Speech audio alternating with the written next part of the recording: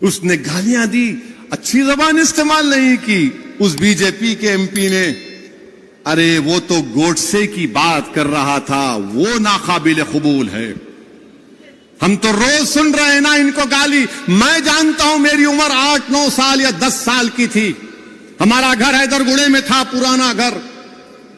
वहां पर हर कोई आरएसएस के लोग, जब कोई जुलूस होता तो हमारे घर के पास आकर पुकारते, सलाहुद्दीन अवैसी कब्रिस्तान या पाकिस्तान।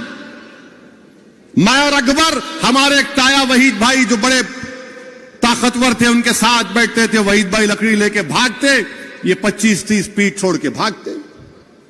हम सुने, मैं सुना हूं मेरे कानों से, आज मेरा बेटा सुन रहा है ये।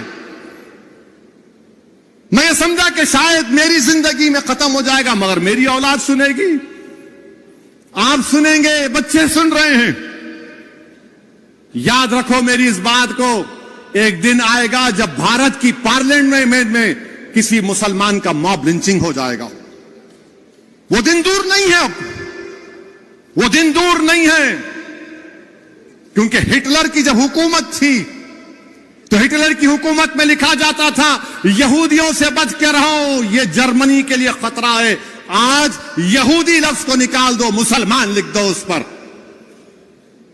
हमारे देश के वजीर आजम, कहां गया आपका सबका साथ, सबका विकास, सबका विश्वास? अरे नरेंद्र मोदी जी, जो आपके एमपी ने मुसलमानों के बारे में जो बकवास बकी है, मेरी आपसे गुजारिश है कि उसका चैलेंज करके आप अरब ममालिक के अपने हुक्मरानों को भिजा दो, या हबीबी इस तरह का हम इससे सलूक करते देखो मुसलमानों से, बुझाओ।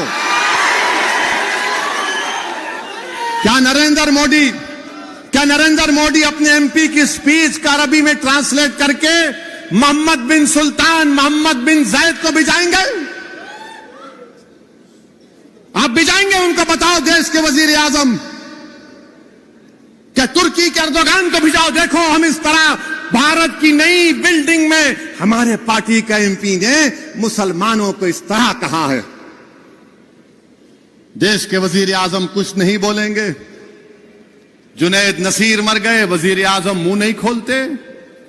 ट्रेन में 3-3 मुसलमानों को नाम पूछकर गोली मार दी गई, वजीर आजम कुछ नहीं बोलेंगे।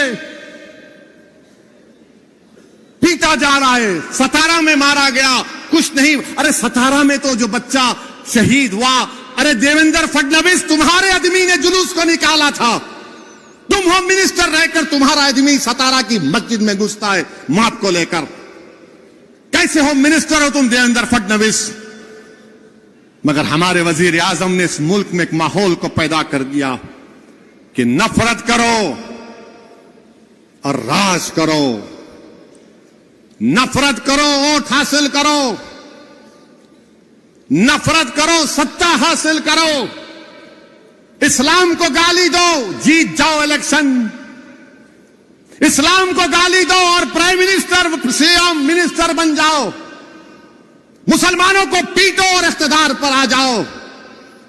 अरे ये कब तक चलेगा नफरत? ये याद रखो, ये नफरत खत्म अगर नहीं हुआ, ये जो आग लगा रहे नफरत की आग, याद रखो ये नफरत की आग में सब आ जाएंगे। हम मरने से कभी नहीं डरे, ना कभी डरेंगे इंशाअल्लाह ताला।